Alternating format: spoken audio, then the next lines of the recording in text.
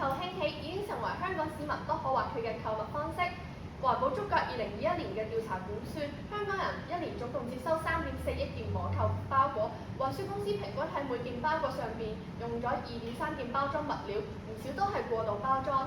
參考台灣環保署數字，平均每件網購包裹嘅包裝物料重達320克，按此推算，香港因網購嘅2次包裝就每年生產多達10萬噸垃圾。事實上，面對如此困境，世界多地都有唔同嘅應對辦法。例如內地同台灣有指引規定運輸公司減少2次包裝，而德國同瑞典就向實體零售同網購全面實施包裝稅。事實上，香港市民亦都唔反對作出監管。香港民意研究所2022年嘅調查就顯示，75%嘅支持者佢支持使用可回收嘅網購物料。當年政府委託做調查嘅諮詢機構可持續發展委員會亦都建議參考其他地方嘅經驗進行有效監管。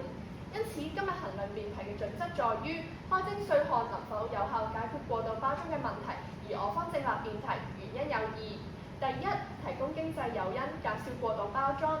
商家同運輸公司習慣過度包裝，環保組織亦都發現，例如紙箱等嘅非封口位置，亦都被膠紙覆蓋住。最誇張係有貨品上邊用咗10層包裝，包括9樣物料，以發泡膠粒、充氣袋等等不可回收嘅塑膠為主。呢啲包裝絕大部分都係短暫使用之後就俾人送去堆填區，而佢哋當中包含大量有毒有害嘅物質，大多難以降解同再利用，因而污染環境。一旦開徵稅項提供經濟誘因，就可以迫使企業減少不必要嘅包裝，做到源頭減廢。事實上，德國於2019年立法之後，當地最大嘅時裝網購平台 Zalando 亦都宣布全面使用紙袋取代膠袋，而跨國企業亞馬遜嘅亞洲分部亦指示員工減少不必要嘅包裝，可見措施具成效。今日通過徵稅，從根本限制包裝過度嘅問題，有何不可呢？二、收緊約束空間，完善環保稅制。現時實體店鋪需要完全遵守膠袋稅等等嘅環保法例，但係網購平台就因為佢嘅特殊運營模式，完全依賴政府發出嘅自願性指引，包裝貨品想用幾多包材都得，長期處於監管盲區。台灣早喺2019年亦都推出自願性網購包裝減量指引，但係一直未達至減量目標，最終要改為強制性規定。以上說明，一旦靠自覺，根本冇辦法應付一啲嚴重嘅過度包裝問題。環保觸覺高級項目主任馬家寶亦都表示，調查就顯示咗就連受訪市民都認為有過度包裝嘅問題，而呢啲包材嘅回收率淨係唔夠10個巴仙。明明都係消費，一邊就要受監管，另一邊就冇網管，明顯係唔合理。所以徵收網購環保稅，正可以將目前被納入規管嘅網購包裝納入監管框架，完善稅制。因此，我方倡議徵收網購環保稅，參考外國做法，方案重點有3：第一，企業同運輸公司要公開每年寄嚟香港嘅包裹之中合共用咗幾多物料包裝。第二，參考英國嘅稅率，就每公斤不可回收嘅包裝物料收取2蚊。第三，每2年檢視一次稅率，適時調整。最後想問有方同學，每年10萬噸嘅包裝垃圾有否需要減少？邊個應該要為此負上責任呢？多謝各位。正方主辯的發言時間為3分54秒，無超時無需扣分。跟住係反方主辯，首先反方主辯嘅調查程序，即係有4分鐘發言時間，咁樣好似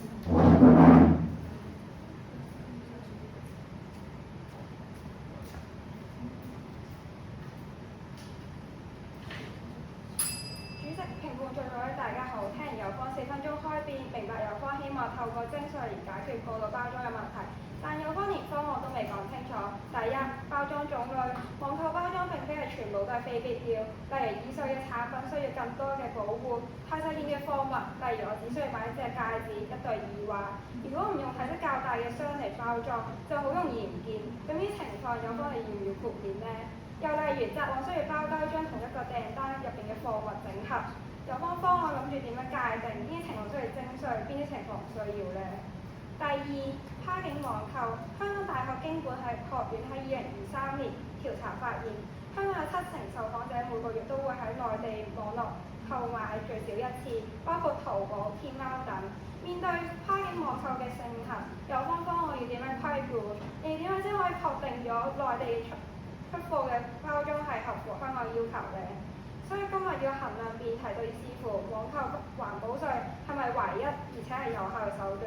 我方反對辯題原因有二：第一，成本轉嫁成效不彰。現時環保相關嘅稅項，包括膠袋稅，係以消費者有權選擇要唔要膠袋為前，從而促進消費者減少浪費或者改變消費習慣，轉為自備環保袋。但網購嘅時候，對於包裝嘅多寡、物料嘅選用，完全係由商家單方面話事，消費者根本無權決定，處於一個被動嘅位置。所以今日若然要向消費者收費係固然冇用，更加係無法減少包裝嘅用量。若然要向商家徵費，都唔見可以改變到啲咩問題。商家可以好輕易調高嘅運費，調高嗰個售價，將呢筆稅項全部轉嫁喺消費者身上，結果又係市民毫無選擇權利嘅情況底下被迫硬食。可見徵稅根本係冇誘因，被迫商家減少包裝，解決唔到過度包裝嘅問題。想問有方，稅率太低即係冇阻嚇力，稅率太高會影響市民嘅網購意欲，你點樣先可以確保到收費可以達至平衡呢？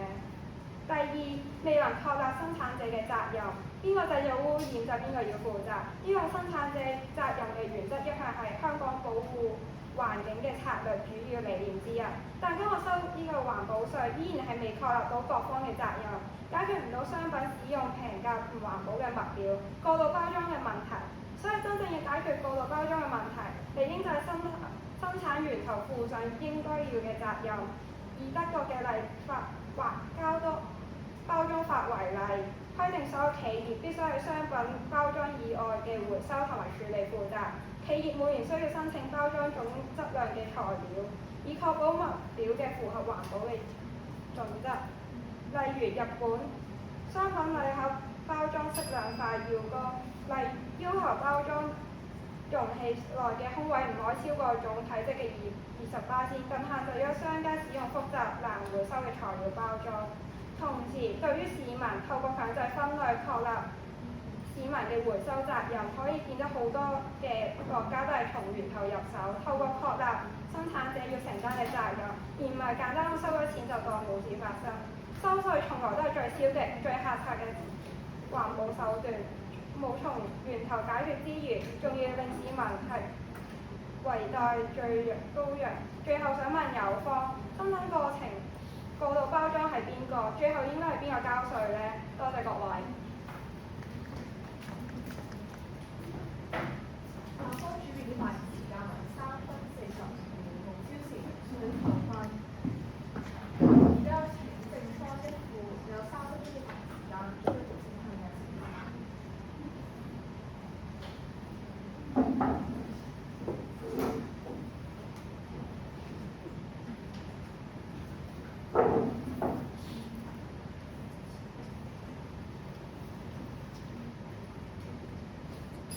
主席、聽眾在座各位大家好。首先咧，多謝有方嘅問題啦。啱啱有方咧就話啦，究竟最後係邊一個去交呢一個嘅稅項咧？其實咧就好似可以參考外國啦，無論係生產商定係去賣嗰件貨品嘅商家啦，其實佢哋都係需要去交呢個稅啦。又或者咧係運輸商佢哋去到最後會作出一啲嘅包裝嘅時候咧，佢哋就應該要去負上交稅嘅呢一個責任啦。咁有方提到啦，成本就會轉嫁咗落消費者嗰度啦。但其實咁樣係咪就代表到冇咗本來個成效喺度咧？轉嫁咗落消費者度，消費者咪就係知道原來係應該去購買一啲可以回收到嘅物料作為包裝嘅一啲嘅商品咯。咁所以其實最後都係會帶嚟一個效益喺度嘅。咁多謝有方咧，其實基本上都贊成咗一條辯題啦。你哋同意咗10億噸垃圾係問題，運輸公司佢哋都要負上責任。咁但係啦，有方咧就冇係咁質疑我哋嘅方案嘅細節啦。咁但係啦，有方冇提出過任何嘅反方案啦。所以其實有方咧，如果要去確立到我哋方案嘅問題喺度嘅話，一定要提出一個反方案係比我哋方案好啦。如果唔係嘅話，呢一個方案就係唯一一個可以做到嘅方案。咁其實就係啊。咁然後第二啦，可行性啦。其實依家呢個嘅網購環保稅係咪真係咁難執法呢？台灣2019年都有推出強制嘅指引，限制咗運輸公司每一個包裹嘅包裝重量。當地嘅環保署咧都有話啦，成功執法如同預期咁樣少咗30%，人哋每年包裹嘅數量係17億，香港估計1年得3億。點解台灣執到法，但係香港就唔得呢？主辯都有講過啦，德國2019年同樣向運輸公司收咗包裝稅，咁多間公司都出嚟話要轉用可回收物料。如果真係咁難執法，啲公司點解佢哋又會轉佢哋一啲嘅包裝物料呢？其實有方咧只係為反而反，為問而問，不如有方腳踏實地啦，俾翻一個確實建議俾香港政府，到底點樣可以減少一啲包裝嘅廢物啦？中國內地、台灣政府都有透過網購公司制定呢啲特定嘅指引，而內地同台灣都唔係逐個包裹拆開嚟睇，佢哋只係要求包裝公司展示自己嘅組裝，確保佢哋組裝中心係用特定嘅環保物料，再做定期嘅抽查。台灣同內地嘅網購數量都比香港咁多倍都做唔到，點解香港就會做唔到呢？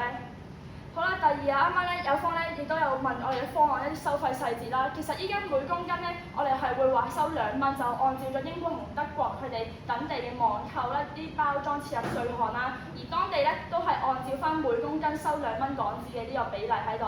退一步啦，如果有方都同意係要收稅，淨係質疑細節嘅話，其實日後可以再逐一去調整啊。咁其實只要有方已經都贊成咗我哋依家嘅一個初步嘅想法啦，咁其實就越嚟應承啦，多謝各位。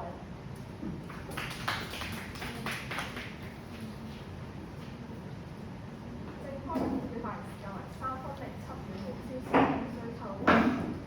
有請打開一副，有3分嘅發言時間，呢個請請。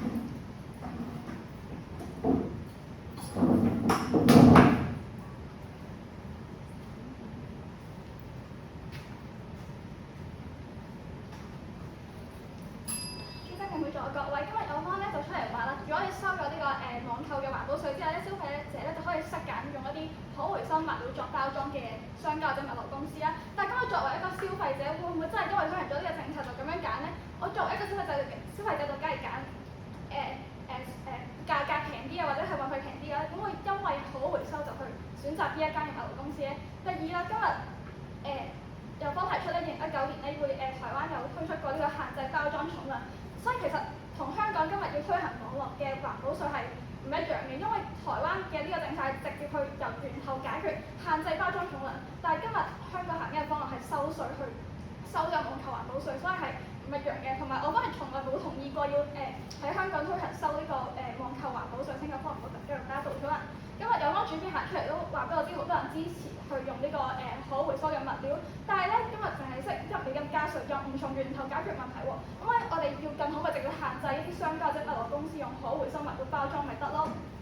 今日有方覺得實體去買嘢要俾錢買膠袋，但係網購唔使就好唔公平啊！但係今日唔係消費者係決定用幾多包裝，而膠袋係我可以決定用幾多個膠袋，俾幾多錢，但我決定唔到商家同物流公司要包幾多層膠，用幾大個紙箱，揀都冇得揀就要我俾錢，咁樣又叫做公平咩？按照有方邏輯話要公平嘅話，點解買嘢攞膠袋要收錢，但外賣用膠袋又唔使收錢呢？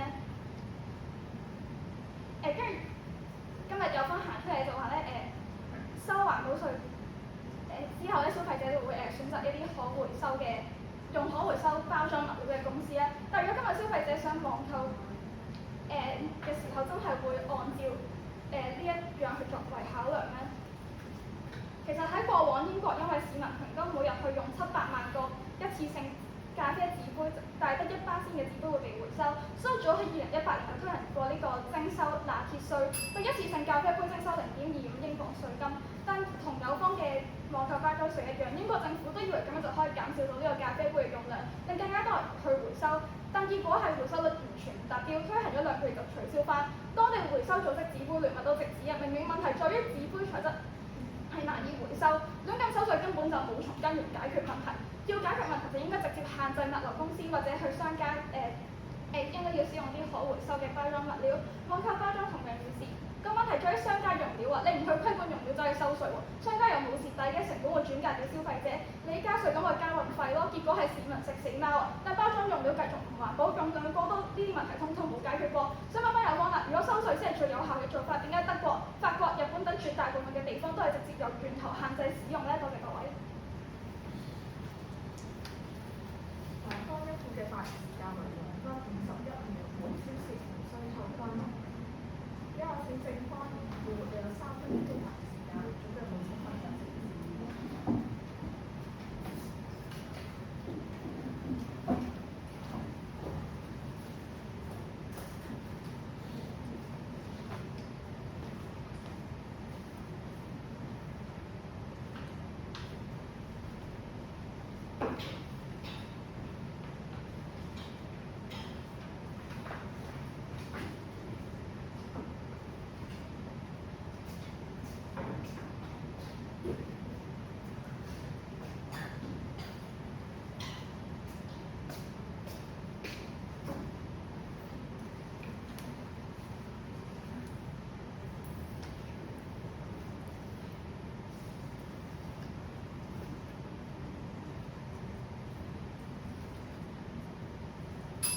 主席、評判在座各位大家好，今日同大家解釋咗抽稅係點樣抽先。抽稅即係由生產者抽稅，而消費者要承擔幾多係視乎個商家佢加價加咗幾多啦。有翻今日同我哋講話，我哋而家抽稅喎，咁消費者就冇得揀啦，佢焗住要俾貴啲。但啱啱講咗係商家決定咗先，首先一樣嘢佢如果有唔同替代品嘅時候，呢間嘢如果佢加價加得咁緊，咁我自然揾其他嘅方法去再買嗰一樣嘢咯。其實唔一定係會對消費者造成咁大嘅負擔啦。第二樣嘢係有方話，我哋治標不治本，就係佢收錢就得，佢嚟會揾其他辦法去解決呢個廢物嘅問題啦。但係今日加咗價嘅時候，如果生產者都知，如果佢加價，消費者唔會去買，佢哋就會揾其他嘅方法去改善佢哋而家物流嘅問題啦。就例如係佢哋會去揾其他方法，例如係用啲可回收嘅物料去代替現時而家有嘅包裝啦。頭先我哋一副同埋主管同你講過話，而家運輸已經有10萬噸嘅呢啲嘅廢物嘅呢啲叫運輸期間嘅廢物嘅時候，我哋而家出咗一個稅，其實佢哋都會揾辦法去減少佢哋用嘅廢物嘅包裝啦。咁啊解決咗一件事嘅時候，就已經可以解決現時嘅問題先，而家係再一步一步咁樣去拆除佢嘅根源啦。例如係好似外國咁，佢哋會啱先主編講過話，外國嘅一啲亞馬遜或者蔬果食品公司、時裝店，佢哋咧就減少包裝嘅，就由發泡膠啦、膠袋啦，轉咗一啲可回收嘅紙袋啦，證明咗其實運輸公司覺得有成本嘅時候，佢就會轉用可回收嘅物料去做啦。又有啲其他唔同嘅公司，佢而家會將一啲嘅，例如係甘蔗啊，或者係唔同嘅一啲可降解嘅物料去代替佢哋現時嘅啲塑膠包裝，而去揾其他唔同嘅方法去另闢其他嘅道路去改善現時嘅包裝啦。同埋啊，佢哋今日又翻嚟就話消費者而家俾錢，覺得佢哋咁樣被逼咁去做咗呢啲選擇。但留意翻先，其實一直由細到大係咪都應該講到污者自付呢個原則咧？其實我哋選擇買嘢嘅時候，製咗啲廢物，其實我咪應該自己處理翻佢咧。我俾咗錢啦，咁我俾咗錢如果假商一樣決定佢唔用一啲其他嘅方法去減少環保，咁我俾錢嘅時候，政府收咗呢筆錢，係咪可以去投資翻其他嘅環保事業，去幫助翻佢哋用佢哋政府或者其他環保機構嘅方法去解決咗一啲嘅廢品咧？跟住有方今日講咗全場都話覺得香港執行唔到啦，但係其實我哋可以見到而家台灣、內地都有唔同嘅規例去針對呢啲網購去做呢啲措施去做啦。就例如係內地而家會有一啲嘅規例，就係話佢哋要對未達標嘅包裝行為設定處罰啦，就推動行去嘅綠色轉型啦。例如係佢哋會鼓勵啲商家同快遞公司用可降解、可重複使用嘅環保包裝物料，呢個就係內地嘅例子。咁如果佢哋冇做到啲嘢咧，佢就會對呢啲未達標嘅包裝行為去處罰啦。跟住有方今日同我哋講話好難執行，所以香港做唔到。但係留意翻，我哋而家過關嘅時候，咁都會針對一啲唔同嘅違禁品啦，或者其他熱邊嘅貨物抽查。咁係咪個好難執行、好麻煩就唔做咧？唔係咁樣噶嘛。所以今日我哋見到可行性確立咗嘅時候，就應該去做，而方案細節可以再討論。多謝各位。正方二副嘅發言時間3分12秒，無超時無需扣分。而家有請反方二副，你有3分鐘嘅發言時間，準備好請問人士。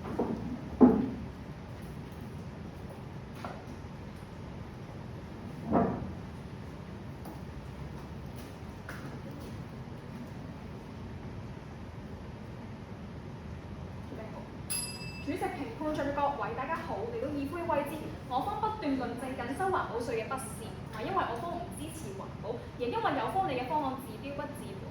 點解？同埋我方一路以嚟都冇質疑過你哋方案嘅可行性同埋細節啦。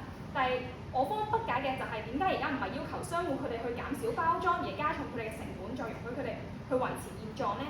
呢種做法其實美其名係污者自負啦，實際只係富者可污啦。商家唔在意其實根本唔在意成本嘅高低，因為消費者係會承擔翻呢個嘅佢哋商家增加咗嘅成本啦。而成本增加、價格上升呢個應該大家都會明白嘅概念，我唔明白點解有方你唔明白啦。更甚係環保稅都唔能夠規管物料，我方覺得好奇怪啦。有方竟然唔係提倡由細聽到大嘅源頭減廢啦，唔係完善呢個回收系統啦，而係搞多樣嘢出嚟麻煩自己，都麻煩商戶啦。有方主辯講到啊，乜嘢收環保稅可以提升經濟效益，但係你好矛盾喎，一味想透過徵收呢個環保稅解決過度包裝嘅問題啦，希望少啲人用過多嘅物料去包裝產品，而當政策起到呢個阻嚇嘅作用啦，環保稅嘅收入就只會越嚟越少啦。有方點解會覺得單憑環保稅可以有效咁樣改善而家嘅香港嘅經濟環境呢？而我方回應翻你啦，我方冇話過10萬噸嘅垃圾係唔需要減少啦。根據環保署2024年都市固體廢物棄置量嘅統計數字，三大類別入邊，廚餘佔29%，其次係廢紙同埋廢塑膠，分別佔23%同埋18%。咁未來係咪要收咩紙張稅、報紙稅、膠樽稅呢？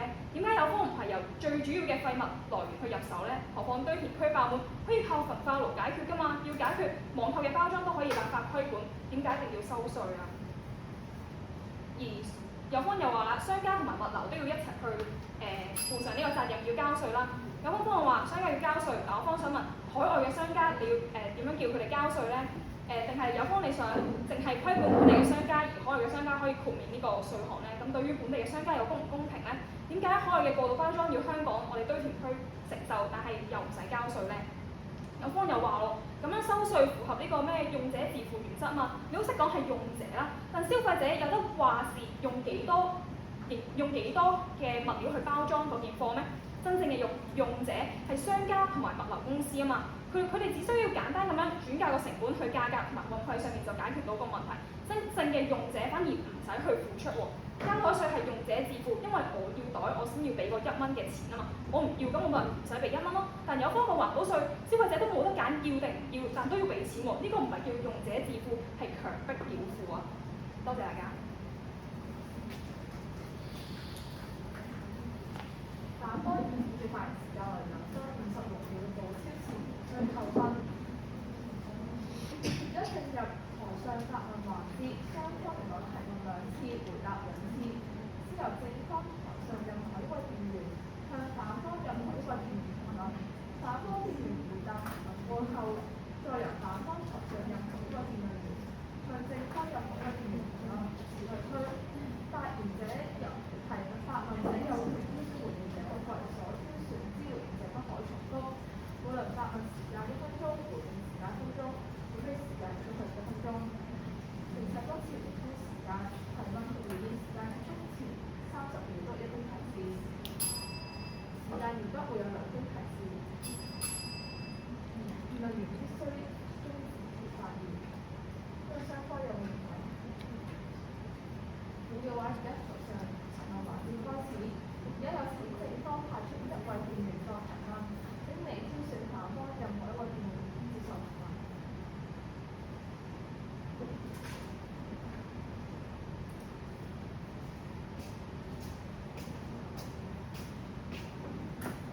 挑選邊一位議員？反方一副。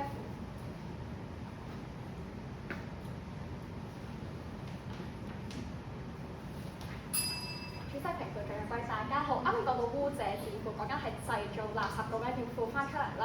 咁如果係咁樣嘅話，點解香港呢啲4.1路零售商要強制回收翻啲嘢？建築公司等建築費用要強制收費，但係運輸公司每年做10萬噸嘅垃圾就乜嘢責任都唔使負，係咪雙重標準呢？多謝各位。而家仲有1分鐘嘅準備時間。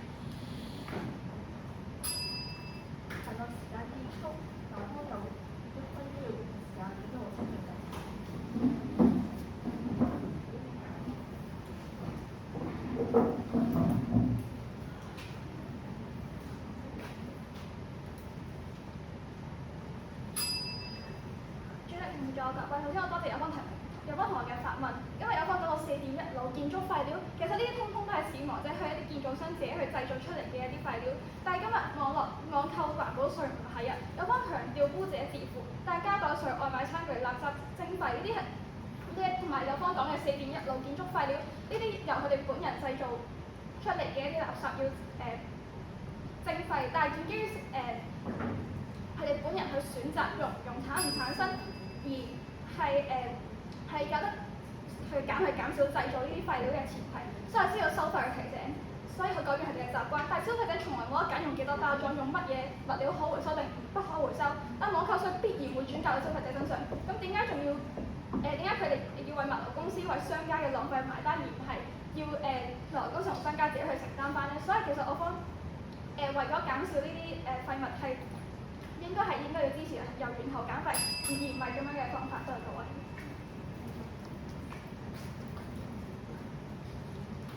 之後請拿方派出嘅話都同評論，經理自由挑選正方嘅各位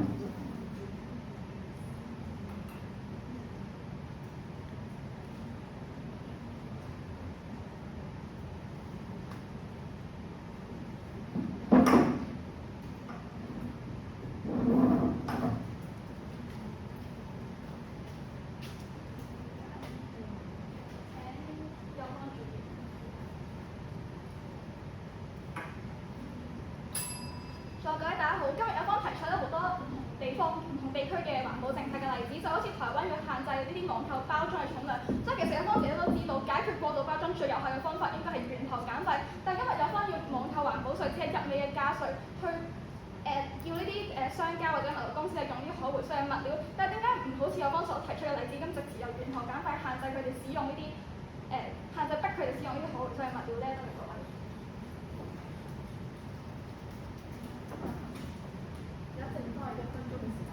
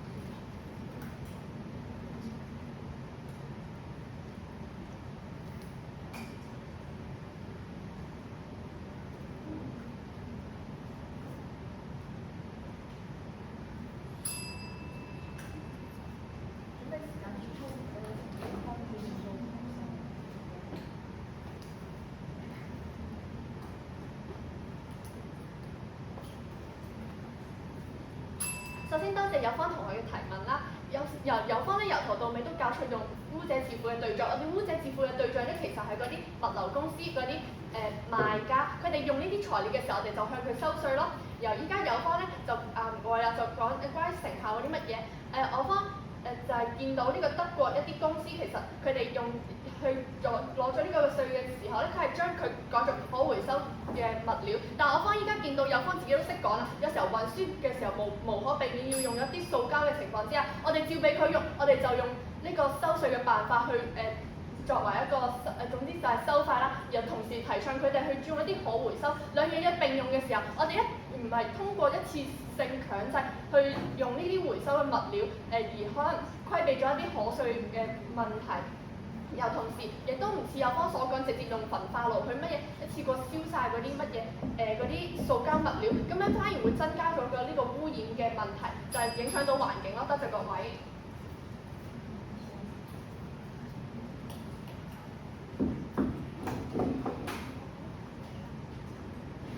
跟住第二輪嘅學習同環節，請正方派出一位同學發言詞。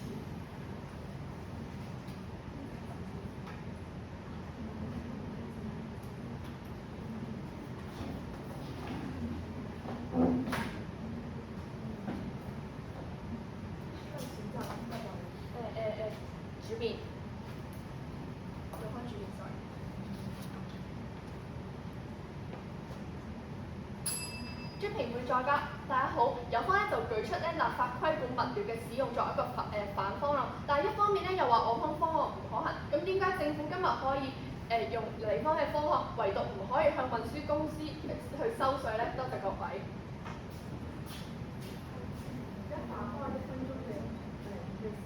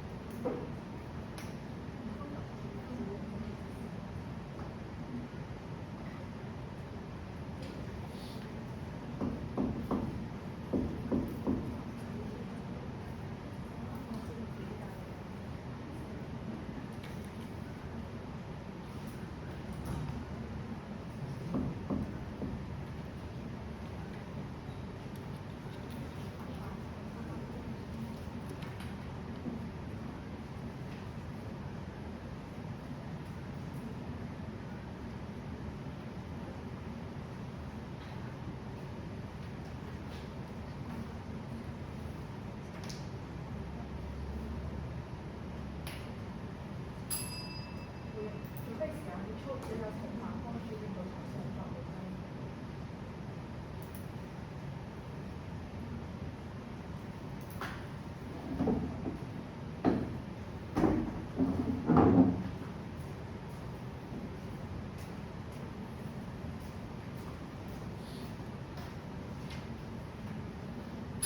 主席、評判在座大家好。立法規管商家可以用回收率同埋網購嘅稅。有方話立法規管可以同網購稅毫無衝突，可以雙管齊下，但呢個唔係冇衝突嘅問題，係多此一舉。如果立法規管已經係足夠解決過度包裝嘅問題，咁收稅嘅意義係點呢？當時間嘅成本由起草到審批再實行3-5年走唔甩，當執行嘅成本冇人監管，堵塞漏洞，查核稅收嘅行政費已經多過你收翻嚟稅啦。要用嘅用得其所，所以我方係唔介意係環保付出。多謝各位。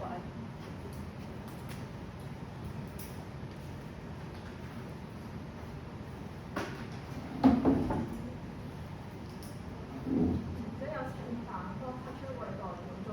提問。一號開始。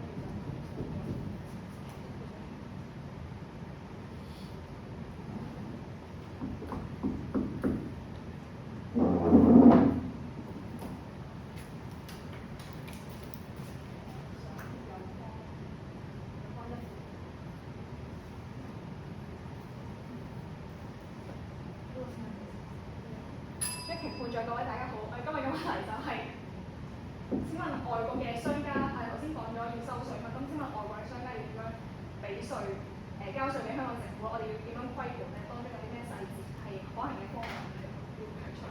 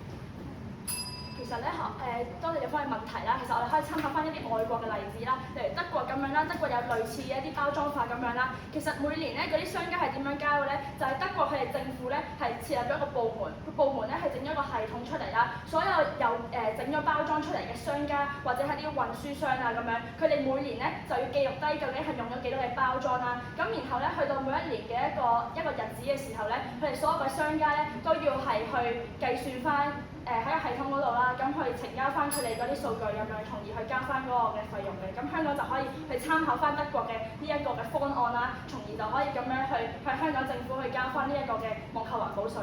多謝各位。台上提問環節結束，相關你哋有1分鐘嘅準備時間。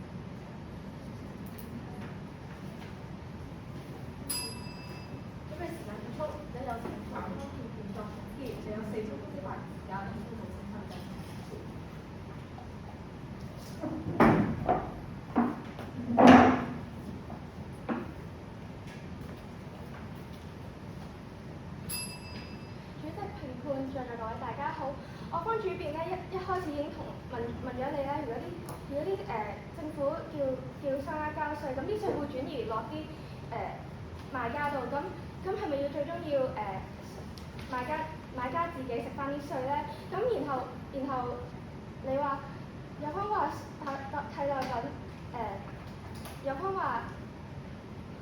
話每間店如果佢嘅價格升高咗，消費者就會由一間店去到第二間店，然之後從而咧嗰啲商家咧就會去用可回收物料，但係其實可回收物料咧係比普通嘅塑膠一般要高啦。咁然之後你就話可以用咗呢個方案，然之後一步一步咁解決。咁點解要一步一步唔直接從源頭開始解決咧？相信在座各位咧都會因為過唔同嘅原因而有網購嘅經歷，都試過俾商家物流嘅包裝搞到頭都痛。商家2個箱，網購平台有2個箱，去到集運公司又包多好多層膠。有方以為消費者好想每次都網購都好似拆俄羅斯娃娃咁咩？我方同意過度包裝嘅情況存在，但係今日討論嘅網購環保稅，其實就係要我哋為咗商家嘅包裝、無權控制嘅包裝而多加筆無謂嘅錢，以至全世界都覺得有方覺得收稅去解決網購包裝嘅問題。其實綜觀全場，有方一直都無視緊網購環保稅嘅3大問題。第一，公平性。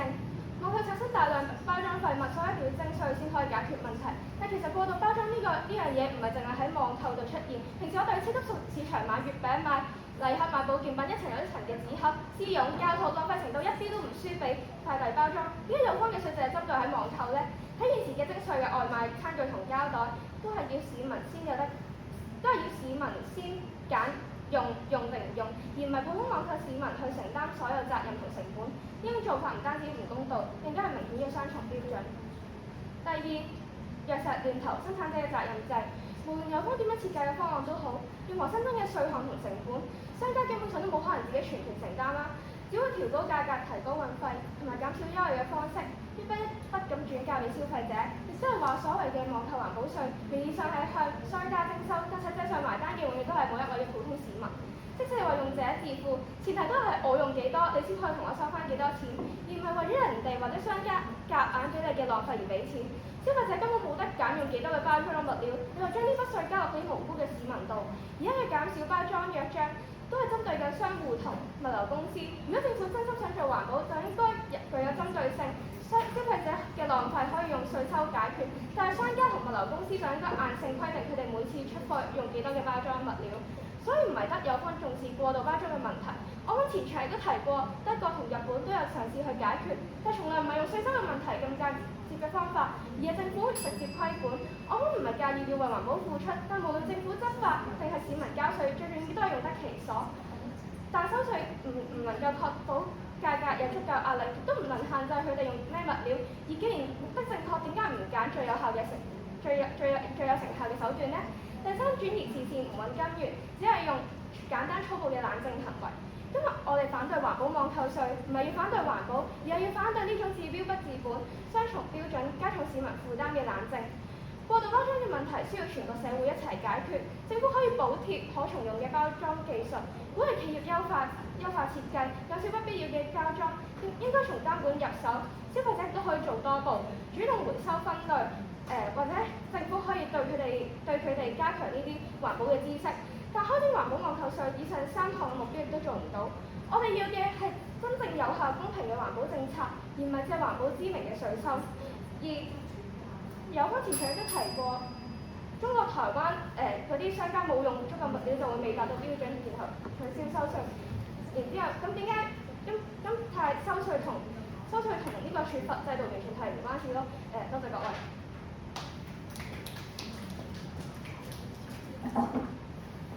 下方處辯嘅時間為4分14秒，無標示2分。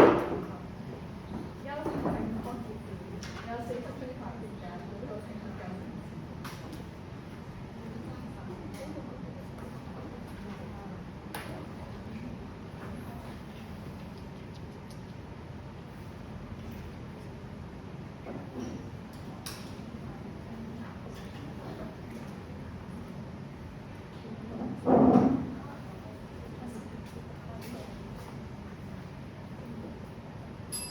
主席同在座位大家好啊！有方成場其實一直喺度話污者自負啊，但係其實佢哋話嘅污者自負咧，其實由運輸商去負責啊嘛。但係其實我方咧就一直都喺度話，其實係運輸商去負責翻呢個稅項嘅。咁其實點解呢個稅項會由運輸商去轉到消費者咧？咁就算退一步，咁就算係真係轉嫁到去消費者度啦，但係其實咧，根據2022年政府委託諮詢機構可持續發展委員會就管制一次性塑膠嘅諮詢公眾嘅意見，有73%嘅受訪企業同埋逾半數嘅受訪機構同埋個人都支持立法規管本地產品零售、物流同埋網購嘅過度包裝，咁又有咩問題呢？當香港首次推出膠袋稅，15年間香港人都習慣咗拎多個袋要俾多1蚊，但係點解同樣嘅購物轉咗付款方式，由櫃台俾錢變咗喺屋企撳個掣俾錢，仲要多出幾層嘅即棄包裝，因為佢嘅形狀唔係膠袋，就突然之間1蚊都唔使交呢？咁又點解同樣係發泡膠粒好好紙就唔使交稅呢？咁點解同樣係消費，一者要負責，另一者又唔使負責？成場比賽嚟到最後，就等我嚟為大家梳理下雙方嘅3大分歧。分歧一，今日有方其實唔理解人性啊。其實收稅背後嘅意義咧，就係強制嘅手法約束環境。其實單嘅一個自願嘅性質，我哋應承咗係咪會做嘅嘢就一定做得到呢？人其實總係自私怠惰。如果一啲嘢冇約束力，其實我哋都唔會去做㗎。而現實上呢，全世界各地都比香港行前多一步，由歐盟去到內地，甚至係同樣利益掛鈎嘅新加坡都強制要求運輸公司每年都要繳交具體嘅減費計劃。而香港呢，就只係叫百幾間公司去簽署一啲冇約束力嘅減少使用包裝約章，但係要等到企業良心發現嘅時候，我哋嘅標填區已經爆滿咗啦。而今日我方倡議收稅，選擇同國際睇齊，建立可持續嘅廢物管理，合乎人性，亦都合乎普世價值。分歧二，今日有方同學唔理解，低估咗收稅嘅效用。其實好多時候，我哋要改變一個人嘅行為，唔需要收好多錢嘅。2009年嘅膠袋稅其實最初由5毫子收起，開頭大家其實都質疑區5毫子有幾大嘅影響啊，但係其實結果又確實由前年嘅6億個大幅減至到1.5億個。少數派長計，看似微不足道嘅稅收其實係一個警示，一個機會去改變社會嘅習慣。我方嘅2蚊，佢嘅真正嘅意義就係去提醒每個網購嘅市民唔好介意去行多步去置櫃點拎貨，減少外層包裝。喺運輸公司年尾交稅嘅時候提醒下佢轉用可更持續嘅包裝，而我方前場都講得好清楚，外國做咗亦都有成效。而去到分期3，今日有方唔理解世界嘅現況，佢哋其實唔明白而家世界各地都做緊，好似德國咁樣有超過60%嘅民眾都覺得要再收緊啲，但係有方咧就顧左右而言他，佢哋話網購環保稅係好難監管啊，但係今日全場都交代晒所有可行性嘅方案啦，但係有方淨係充耳不聞，連外國例子都做到，點解香港做唔到先？有方面一副咧就話台灣同埋香港都唔一樣，唔可以做一個比較，但係其實調翻轉頭咁諗，台灣5、6倍嘅包裝量其實都可以執法到，都唔知有方擔心啲乜嘢。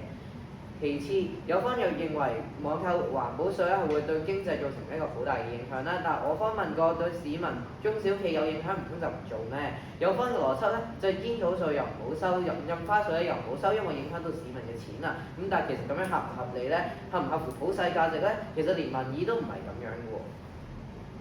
而更加進一步，有方其實冇任何反建議，只係為反而反，淨係將細節上面嘅技術困難無限上升，唔使理會環境，唔使污者自負咩？在座各位，環保從來唔係一個人嘅事，要作出規管限制，從來唔係一件容易嘅事。今日我方理解立法總要人受傷人犧牲，但係大家不妨望下呢個地球，望下人類造成咗嘅環境唔通，我哋唔需要負責咩？多謝各位。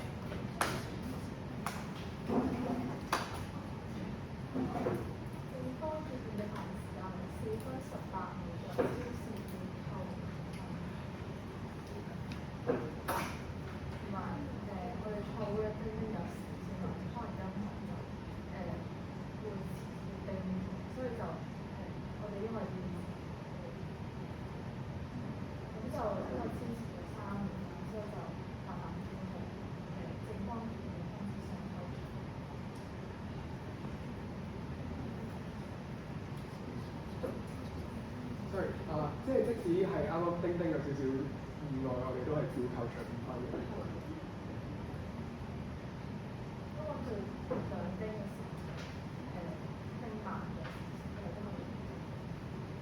簡單講下我嘅睇法，就係因為咧，我正方協議咧係喺3丁係完整地丁完之後咧，佢先落嗰個角位，所以我嘅判斷係即使咧，可能2丁嘅時候有啲意外遲咗啦，因為3丁嘅時間係如果真係依然進行緊發言，所以我會同意進行扣分。係呢個係我嘅諗法。咁就希望都強化下你上網先。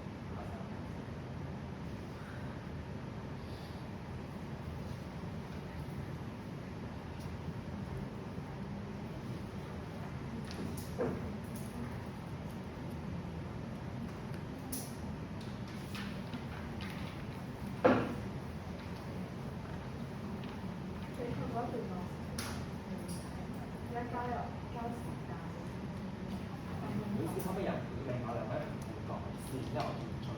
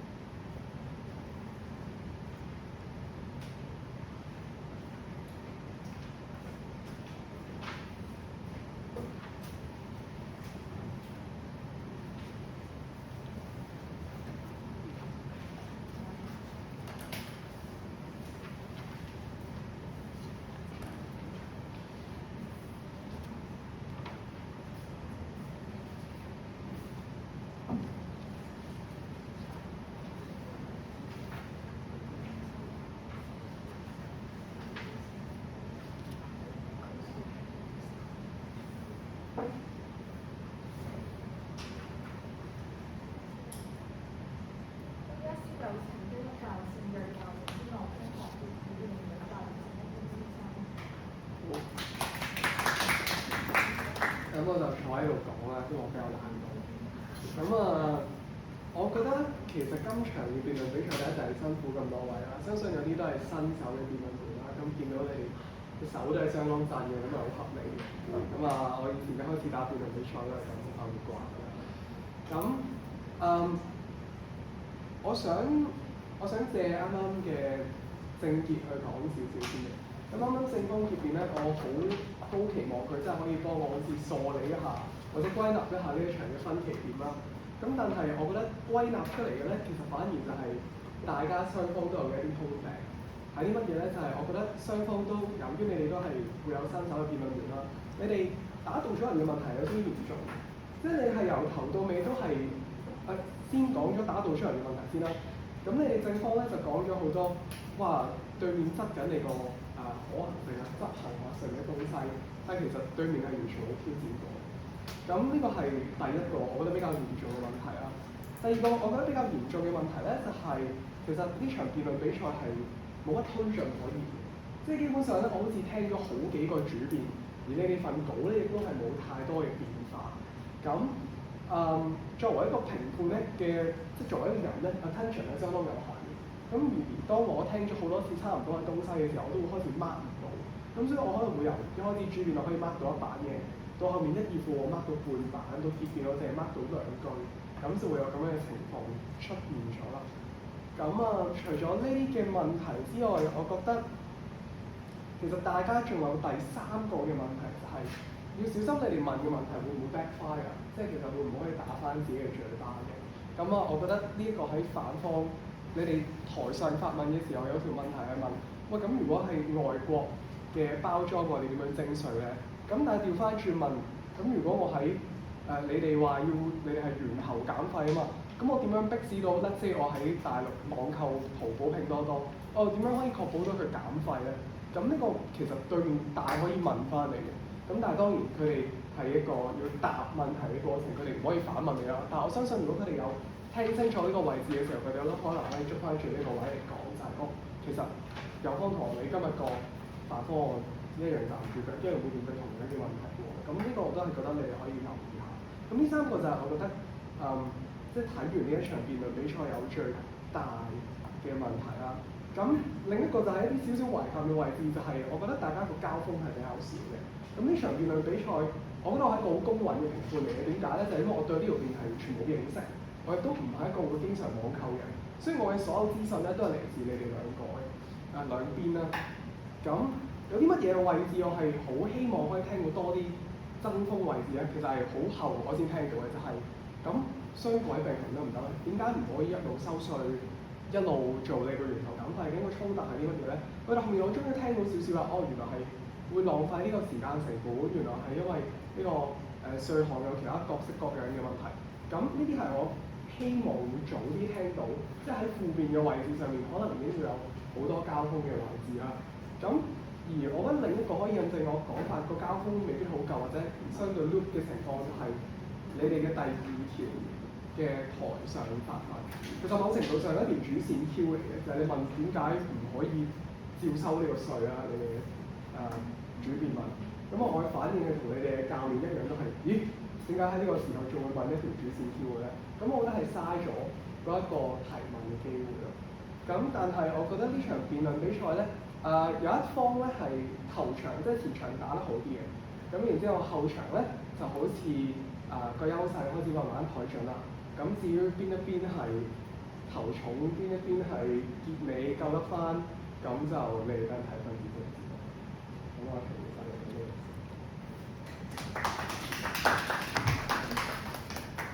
有其他嘅出台。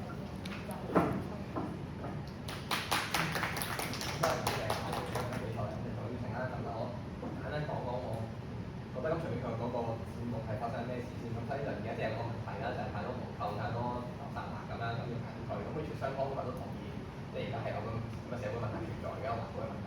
咁因為反方反建議嘅關係咧，咁即係話其實即係你都承認呢個問題係要處理啦，咁只不過係拗緊即係你個方法好啲定係我個方法好啲咁樣。咁而家正方開出嚟嘅主線基本上係好正路嘅，就係咁有一樣嘢就唔好，咁我哋就徵稅，咁啲人就用少啲啦，就係基本上就係嗰度嘅就係咁。你本身條主線冇咩內在嘅問題，咁所以你要處理嘅就係人哋對你嘅標示係乜嘢。咁反方因為對你嘅標示咧，我覺得分明兩個大嘅方面，一個就係你冇成效，即係話因為你轉嫁咗標示者之後，咁基本上都係照用嘅啫，嗰啲物料咁樣，咁所以你係唔會揀到嘅咁樣。咁第二個挑戰就係咁，我有一個更好嘅建議就係，不如你撳咗佢啦咁樣，或者你要嗌佢一開始就唔俾用啦咁樣，咁點解唔咁樣做咧？嗱，咁我成日落嚟咧，我就會睇正方你究竟點樣處理呢樣嘢。咁我都同意頭先評判所講，因為而家不推進同埋打負率嘅啲嘢係，我會話正方喺處理呢樣嘢度咧，淨係做咗半個辯位同埋一條答案嘅啫，就係二副嘅投判頻譜。我會覺得二副投判頻譜係個邏輯係好大，即係話你嘗試解釋就係點解你轉嫁咗俾消費者唔係叫做就咁就好咗件事啊，因為咁你要加價㗎嘛，咁你會加價咧，咁你就啲嘢貴咗，你唔想啲嘢貴咗㗎嘛，咁所以你就會用少啲啦。OK，呢個邏輯我係接受。咁而事實上我過咗啲版之後咧，對於反方繼續打呢個 point 咧，我係如果你唔當翻呢樣嘢嘅話，我當換咗俾佢啦，因為呢個位上面我會覺得正方要解釋嘅就係一個市場競爭嘅邏輯。即係如果反方你一開波指出嗰種所有稅轉咗俾消費者之後就冇嗰個discourage 啲人用呢樣嘢嘅效力嘅話咧，其實就我自己覺得唔係太符合經濟學上面嘅即係常識嘅。咁但係當然我要求正方要自己解出嚟啦。咁你二副嗰位解，我覺得要幫你腦補一下嘅嚇，即係你係咪解得好清楚？我覺得唔算係好清楚，但係 OK，我當我 get 到你講啲乜。咁後續嘅位置我就要求正方去繼續去反駁翻呢個道理。咁但係後面反方冇任何嘅回應嘅，基本上對呢樣嘢都係照講翻你本身就係佢只需要轉嫁咗消費者，咁消費者又冇得揀，咁就唔係啱㗎。咁我話正方解得唔夠清楚嘅原因係在於乜嘢咧？即係如果你解清咗少少件事嘅話，其實就係你如果嗰個商家佢可以唔用嗰啲職場嘅包裝嘅話，咁事實上可以變貨可以賣平啲嘅。即係如果有兩個商家，一個係會用 extra 包裝，同唔用 extra 包裝嘅話，咁唔用嗰個係會買得平啲。咁所以咪商業上競爭優勢大啲啦。亦都可以體現喺譬如唔係嘅一個貨嗰價格上面嘅，體現喺可能佢個物流嗰個成本上面。因為物流嗰間公司應該都係嗰個生產商揀嘅嘛，即係佢揀順豐送過嚟，佢揀唔知另外一個快遞公司送過嚟。咁邊一個物流公司係可以提供到最低嘅價格，俾我揀邊個啦？咁如果一個物流公司佢係死喺度包10層嘅，然之後自己肯交稅，但係佢嗰個成本要轉嫁我到嗰個物流嗰個即係個運費上面啦。咁另一間公司就係唔使嘅咁樣，佢肯係減啲包裝咯，唔使交稅咁啲嘢，咁我梗係揀係邊一個啦。咁所以呢啲市場競爭嘅邏輯咧，正方如果可以揀得清楚件事嘅話咧，咁就順好多嘅，即係咁但係啱啱個情況我傾向係當我聽得同正方講咁樣啦。咁所以嗰個位我覺得比正方好。咁而第二個位咧，反方講嘅就係反義嘅問題。咁反義嘅問題咧，我正方就去到主連嗰條 Q 咧，我先至覺得你係有第一次回應點解你個反義唔 OK，或者即係有啲咩問題。咁你嘅答法就係買有時係要用㗎嘛，發泡膠咩嗰啲易碎嗰啲有時係要用㗎嘛。咁呢個方向我係贊成嘅，即係你如果要搏一啲比你更加硬性嘅規管嘅話，咁我同意個方向應該係稅係一個比較 flexible 少少嘅，即係又唔係完全夠晒你，咁你真係要用有冇得唔用嘅，咁你就用啦咁樣。咁但係你用嘅時候就唔該你諗清楚啦，要俾錢㗎咁樣。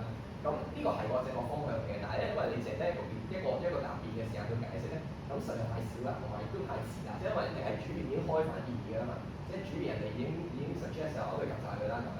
當然我會話反方又唔係講得好清楚嘅，即係自己啲反義點解一定咁講啦。咁但係實在太後啦呢個位，我會覺得係。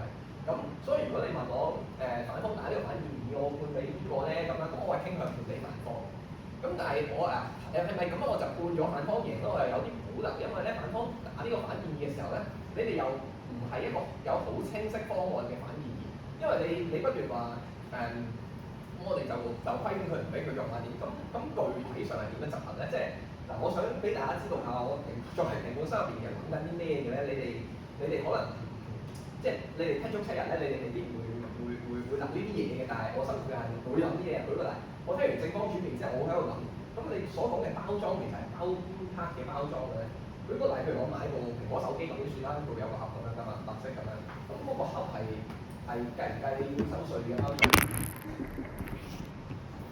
幾重啊嘛，嗰個盒大家如果又唔係覺得重過部手機㗎嘛，即係嗰個盒唔包嘅，唔計嘅。咁同一道理，我想問，如果我上淘寶買隻杯咁啊，買隻杯咁，咁嗰個商嗰個發貨嗰個生產商我叫做或者零售商，佢一定會揾啲嘢包住隻杯㗎嘛，可能一個紙盒包住隻杯咁啦，有埋個logo 啊，有埋個品牌名啊咁樣嗰啲，咁嗰個盒包唔計嗰個包裝？額外包喺外面，即係可能啲發泡膠或者嗰啲泡泡紙額外包上嗰啲紙箱嗰啲。咁即係我理解你個意思就係，如果即係嗰個包，譬如 iPhone 個包裝係你當佢屬於件產品嘅一部分，咁所以佢叫咗一個額外包住嘅嘢咁樣包。如果係咁樣嘅話，咁其實係咪主要包佢嗰個人係順豐然之後嗰個生產商？咁但係你哋今日答辯嘅時候，你係會話收邊個啊？生產商有收啊，零售商有收啊，物流公司有收啊，點樣跟住嘅有收啊？即係可能有啲公司原本已經包晒啦，包咗發泡膠，又包晒紙箱，又全部掟晒去，又直送俾物流公司。如果物流公司唔使再加任何其他嘢，就收製造商。咁我就會喺度諗，就係你點樣界定嗰個製造商呢一 part 係叫做 extra 嘅，呢一 part 係叫做產品本身？即係如果我呢部 Apple 手機送過嚟嘅時候，入邊係有10層呢個發泡膠包住佢，因為Apple 可能諗話嗱，如果你嚟我門市買咁就冇事啦，你一盒就夠啦。但係如果我呢個 Apple 要送過大西洋嘅咁樣，咁可能會難嘅喎。咁但係如果我要包嘅話，咁你又會收我錢啊嘛。咁我入邊包咯，咁入邊加10層發泡膠頂住佢，咁應該嗰個係你就會當我係個產品嘅一部分，你就收我錢係咪咁？呢個係一個逃稅，呢個可能係一個逃稅嘅方法，就可能係一個用途嚟對你嚟講。即係嗱，我會去諗呢啲嘢嘅，喺你場上冇解釋嘅部分。咁所以我會去諗緊咁就係你主要係邊人交嘅先？係如果你係講緊平時我哋收貨嗰啲順豐包嗰啲，咁其實主要係個貿商包，但係你哋今日好多時候都會話係生產商有一部分咁樣用。咁如果生產商負責嘅話，咁生產商點樣向生產商徵稅咧？你係即係生產商自己上報佢每一年今年用咗幾多個盒咁樣，即係包幾多層？我見到係全國嘅所有即係零售商、生產商佢都要，即係全國嘅公司任何間公司佢都要上報嘅呢個嘢係，就唔係淨係物流公司要上報。OK， 咁都可以嘅，呢個係咁嘅方案。但係我想你哋明白一陣，我就會諗啲嘢咯，即係喺你哋理解得清楚俾我聽件事發生。咁點解就反方嗰個道理係一樣嘅？你出面話要硬性規管佢咁但係點樣硬性規管佢咧？我想像佢哋有啲法例咁，有個 iPhone 嚟做例子啦，我當跨太平洋喺美國買個 iPhone 翻嚟要送過嚟啦，咁樣佢要揾嘢包佢。咁你會點樣立法去限制佢嗰個包裝咧？譬如話你係會限佢重量，個包裝嘅重量，定係你會限佢包裝嘅層數？你係限緊啲乜嘢咧？即係舉個例，有咩問題咧？舉個例，譬如話你話我就限住個層數啦，一層啦，頂多一層嘅啫咁樣。咁一層嘅厚度你計唔計咧？我如果將10張嘅包裝紙將佢封住做一層，咁你叫唔叫做一層咧？咁如果你係用重量嘅咁，但係有大件貨、細件貨㗎嘛？係咪細件貨、大件貨你都係總之你個包裝唔可以超過唔得咁樣。咁但係你點樣劃定呢個標準咧？定係你嗰個包裝嘅重量係你嗰個貨物嘅 percentage 啫？如果你個貨物係總之唔可以重過你個貨物嘅50%嘅重量咁樣，定係你用體積計咧？定係用乜嘢咧？即係你淨係話我哋用硬性規管佢，但係具體嚟講有冇可能達到一個好清晰嘅標準出嚟話我係點樣計嘅？究竟你 maximum 嘅包裝物料數量係幾多？咁嗱，呢啲係正方可以問嘅啦，本身一方面我想講。咁但係另一方面，反方自己嚟講咧，咁雖然我頭先話佢太遲答你哋反建議，但係你個反建議對我嚟講又唔係一個好具體同埋說服到我佢可行嘅反建議。甚至有時候你即係我懷疑你哋係唔係好想即係敲實一個反建議啦，因為你有譬如你後場嘅時候突然之間話我哋又要強制去用回收可回收物料啊，呢個我喺主持人好似印象中係冇聽到有呢一 part，好似係後場嘅時候我先人哋問你話係咪啊啲德國嗰啲用可回收啊，跟住你突然之間就交咯，咁我哋自己逼佢用可回收咯，即係似乎你哋冇定實你哋嗰個嘅反應係啲乜嘢，咁嘅情況之下就會令到我覺得咦你哋係咪真係知道你點做咧？譬如話可回收物料其實係咩嚟？我都有我心中有疑問，即係即係紙盒係咪可回收物料？紙皮箱係咪可回收物料？咁平時我收到嗰啲都係嗰隻係嘛？咁有啲咩唔係？發泡膠唔係，仲有咧？得報告紙啊，嗰啲膠嗰啲紙啊。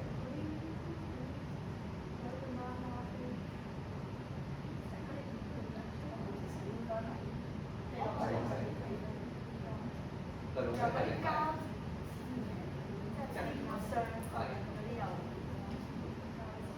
咁譬如咁舉個例，譬如用膠紙嚟到講，咁反方嘅意思係咪即係唔可以用膠紙嘅？就膠紙普通膠紙嗰啲，即係咪落膠紙咁？咁膠紙係膠紙不可回收㗎嘛？應該係我以我所知係不可回收㗎嘛。咁按照你哋嘅方案係咪即係唔可以用膠紙？你哋話強制佢用可回收嘅。可能會具體嘅可能限制有幾多成係必須係可回收嘅material，可能咁你紙箱你上面黐咗一張膠紙，咁佢唔超過某一個percentage，咁佢就即係都可以過咁樣。可以，你可以定一啲具體啲嘅方案，即係你詳細。但係呢啲係反方正方可以用嘅嘛，即係你雙方可以互相攻擊大家方案細節嘅，我意思係。而你方案細節，你咁除咗一邊交流得唔清楚，都可以直接你輸咗，即係或者直接你個說服力，你個成效係大家接受。咁所以我就會話正方算係冇乜回應到嗰個反方嘅意義，但係反方自己轉換得好難事實上係啱我話煮麵搭條 Q 嘅時候，你個方向我係啱嘅。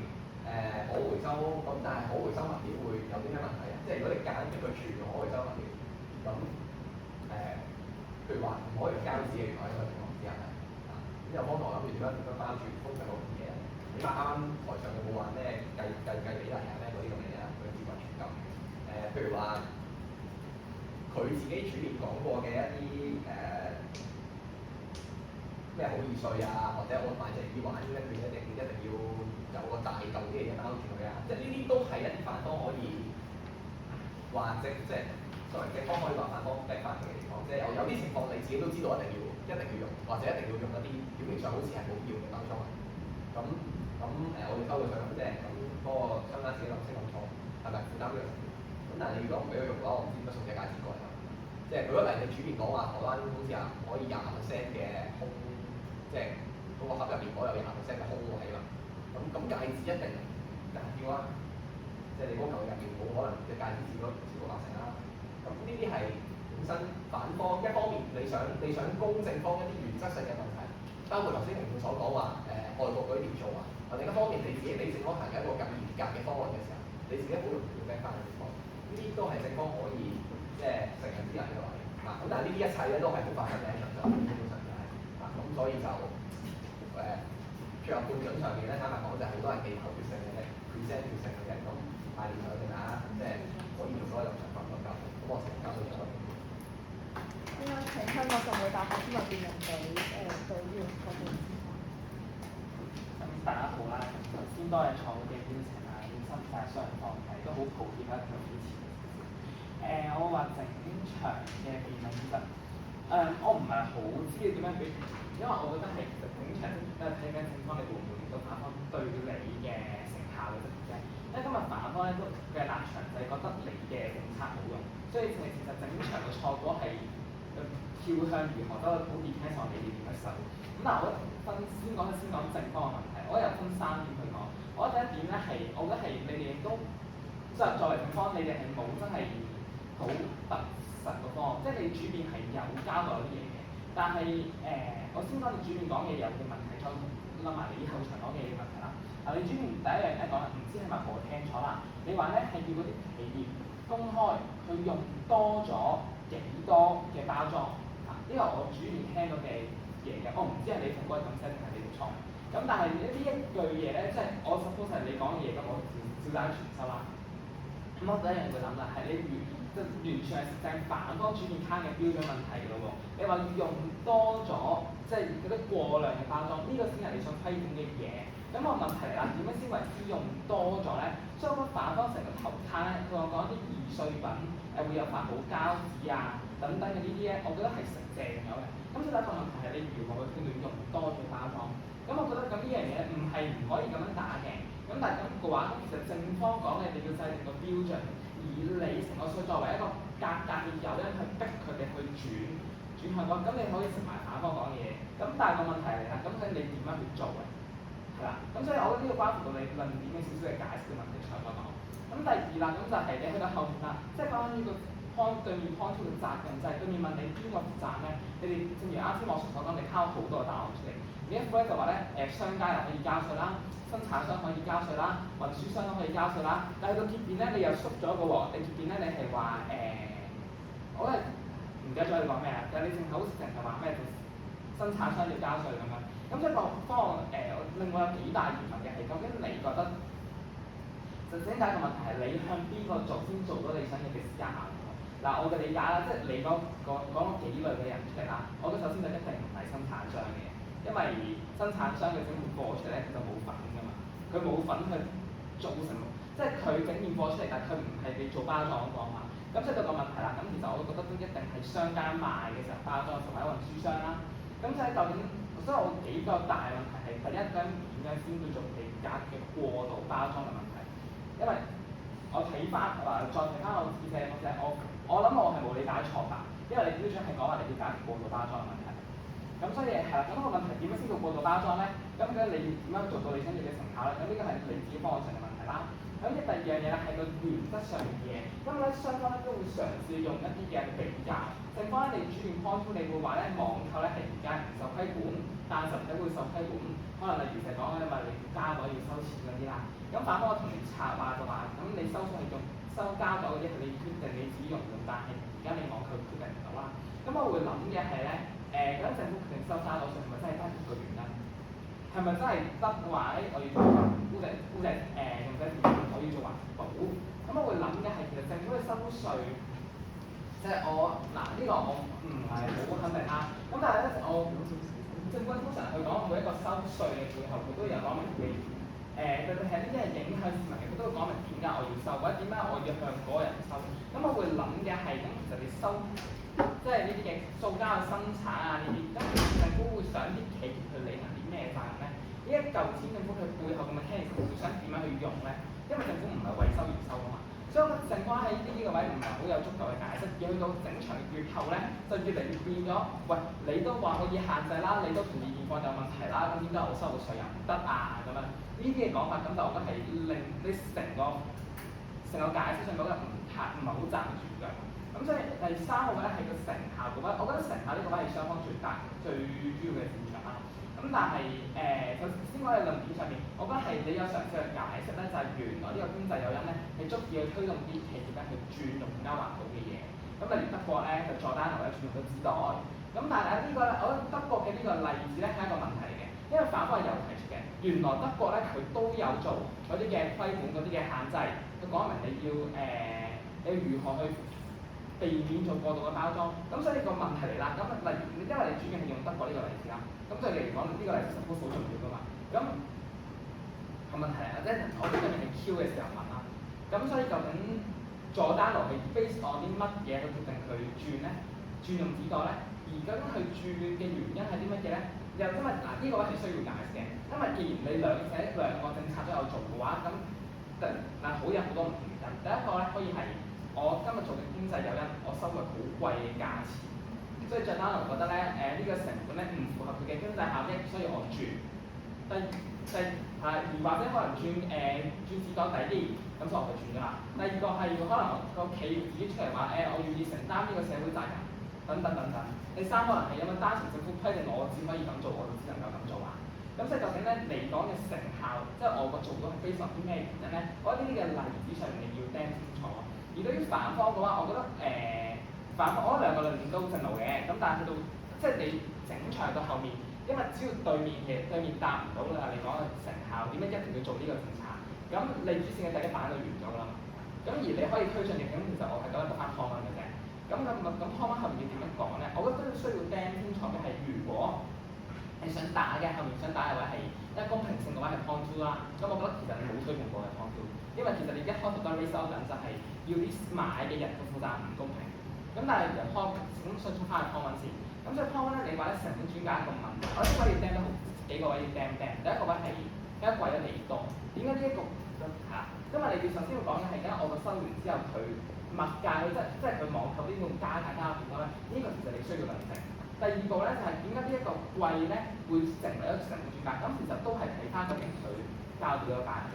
咁所以你要或者你要睇嘅係佢嘅收稅對於一個商家嚟講係造成咗即係幾大嘅經濟負擔。呢、個我其實你都要解釋。第三步想再進一步啦，就係、我要點樣影響到消費者嘅意欲咧？咁例如就係我今日想，例如呢個位舉啲例子啦。例如我網購，我係想平，我考慮價格因素，就呢個係一副有講嘅。咁所以咧，我今日咧，如果我覺得貴咗嘅時候咧，我就唔買啦。咁可以一個係 reason 啦。咁或者另其他嘅理由係可能係，即係我係咯，主要係個價格嘅因素啦。咁但係 OK，咁問題啦，呢樣嘢有冇啲嘢可以去論證咧？即係例如會唔會啲市民同你講啊？如我買網購嘅原因就因為佢平嘅調查嗰啲，所以如果咧今日佢加價之後，我嘅消費意就跌咗啦。外國做完之後會唔會有一啲咁嘅 source 咧？因為外國都有啲國家係做完之後冇做㗎嘛。即係所以我理解睇下，我好想聽多啲，我覺得係你整場解釋上面，我覺得個 logic 都係完整嘅。咁但其實你個解釋都欠咗好多去幫你論證呢件事係真實發生緊嘅嗰啲嘅 source 咯。咁而我覺得呢個係對於反方嚟講係最大嘅問題。咁而另一個咧，嗰個公平性問題嗰個戰場咧，都想抽出嚟講講，就係因為即係反方就話咧，你冇辦法由個企業去包，佢唔係買咗又冇辦法搞咁多。但係我會諗嘅係，其實正方你個方案其實會唔會某程度上，你都覺得你唔單止覺得咧過度包裝係一個問題咧，你仲覺得咧網購係一個問題咧？呢個我會諗嘅，因為咧如果你即係你想做到嘅環保嘅效果，即係你。即係講到底就係、其實我一定要嘗試有實體嘅購物同網上嘅購物去做對比啦。咁但係兩者嘅最大分別係，第一係個環保上面影響。第一係例如網購你即係除咗包裝上面會造成好多嘅，即係好多嘅額外包裝，你要包好多嘢啦。因為對於個企業嚟講，佢會驚如果件貨我包唔到，然後你攔咗你嘅負責。然後我實體個我係真係做緊你件貨嚟嘅，所以你需要包裝好多好多。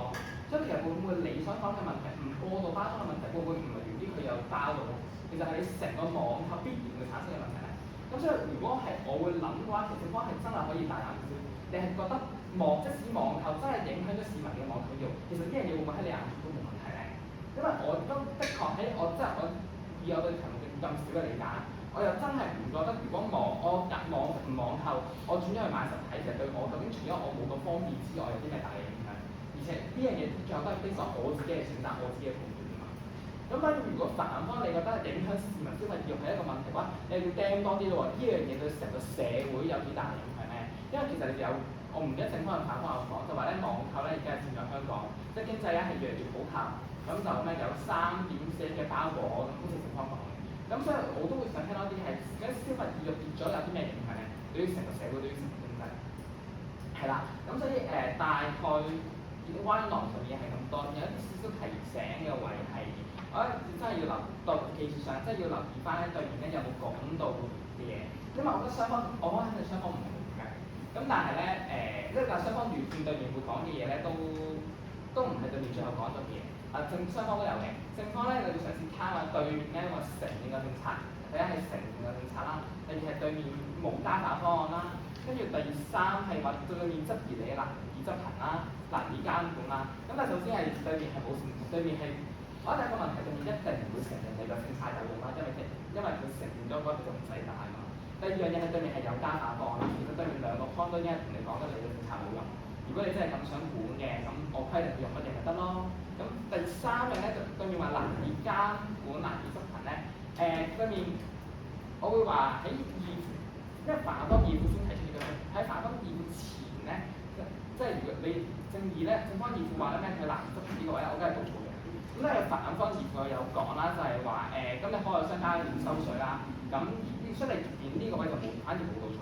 咁所以咧，純粹係呢個位想俾小朋友留意下對方有冇講啲利與痛嘅嘢，利與痛嘅大嘢。咁反方都有嘅，反方係義父咧話對面咧講話經濟效益嗰位倒數咗，因為其實我覺得經濟效益嗰位其實入邊都包括幾樣嘢嘅。你嘗試第一樣嘢咧去包話個經即係嗰啲點解咧會嘗試去包話咩？嗰啲市民又咩唔買嗰啲啦。但係最後咧，你想將做咩？你反正對面話咧，今日收咗環保稅之後咧，會令到可能咩政府收得多咗啊，跟住成個市場好咗嘅。我覺得係有少少劇辣，因為對面真係冇講。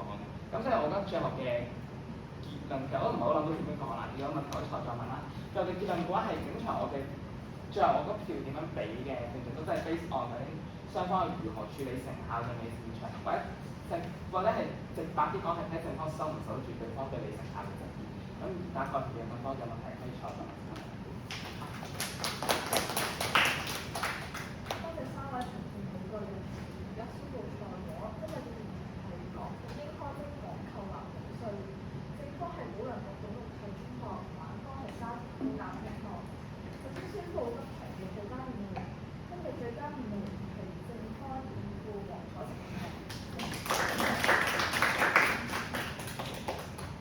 至於今日賽果，正方得票為0票，反方得票為3票。